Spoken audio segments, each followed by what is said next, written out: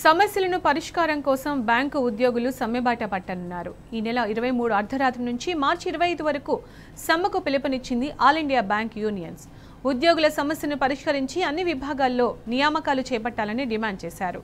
మరోవైపు తాత్కాలిక ఉద్యోగులను పర్మనెంట్ చేయాలని, 5 రోజుల పరిదినాలను అమలు చేయాలని కోరారు.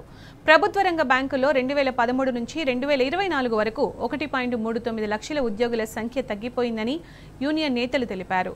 మరోవైపు కేంద్ర ప్రభుత్వం ప్రవేశపెట్టిన పెర్ఫార్మెన్స్ రివ్యూ PLI మార్గదర్శకాలను వెనక్కి తీసుకోవాలని డిమాండ్ చేశారు. స్ట్రైక్లో వెళ్ళదలుచుకున్నాము. కారణం ఏంటంటే మాకు జరిగిన అగ్రిమెంట్ ప్రకారం అగ్రిమెంట్లో ఒప్పుకున్నటువంటి విషయాల్లో గవర్నమెంట్ మళ్ళీ వెనక్కి వెళ్ళిపోయింది. అందుకని ఖచ్చితంగా దాని అగైనెస్ట్గా మేము వెళ్ళదలుచుకున్నాము. మా డిమాండ్లు ఏంటంటే ముఖ్యమైన demand recruitment in all cadres, especially clerical cadre and subordinate cadre. గత 10 సంవత్సరాలు చూసుకున్నట్లయితే క్లరికల్ క్యాడర్లో ఆల్మోస్ట్ 1,60,000 మంది ఎంప్లాయీస్ తగ్గిపోయారు. అలాగే సబార్డినేట్ క్యాడర్లో గత 10 సంవత్సరాల్లో 65,000 మంది ఎంప్లాయీస్ తగ్గిపోయారు. కానీ ప్రైవేట్ బ్యాంక్స్ చూసుకున్నట్లయితే దాదాపు 7 లక్షల మంది ఎంప్లాయీస్ పెరిగారు ప్రైవేట్ బ్యాంక్స్.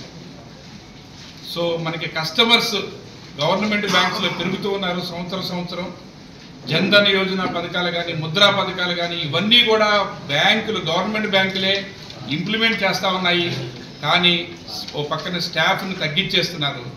ఈ గవర్నమెంట్ పాలసీకి అగైనెస్ట్గా ఇప్పుడు మేము స్ట్రైక్ వెళ్ళదలుచుకున్నాము. దేశంలో ఏ బ్యాంకు కూడా 24-25 తేదీ పనిచేసేటటువంటి అవకాశం లేదు. మన తెలంగాణ రాష్ట్రంలో కూడా తప్పనిసరిగా దాదాపుగా 10-15 వేల మంది ఉద్యోగస్తులందరూ కూడా ఈ సమ్మె బాటలో ఉన్నారు. ఇప్పటికీ కూడా ప్రభుత్వాలను మేము రిక్వెస్ట్ చేస్తున్నాం, ఏదో ఒక ఆమోదయోగ్యమైనటువంటి పరిష్కారాన్ని తీసుకురండి.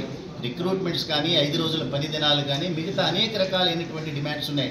ఇవన్నీ కూడా మీతో చర్చిస్తున్నటువంటివి. ఈవెన్ 5 రోజుల పని దినం కూడా ఇండియన్ బ్యాంక్స్ అసోసియేషన్ సుదీర్ఘంగా మాతో చర్చించిన తర్వాత ఒక అండర్స్టాండింగ్ వచ్చాం. కానీ వాళ్ళ ప్రభుత్వాలు దాన్ని ఆపుతున్నాయి.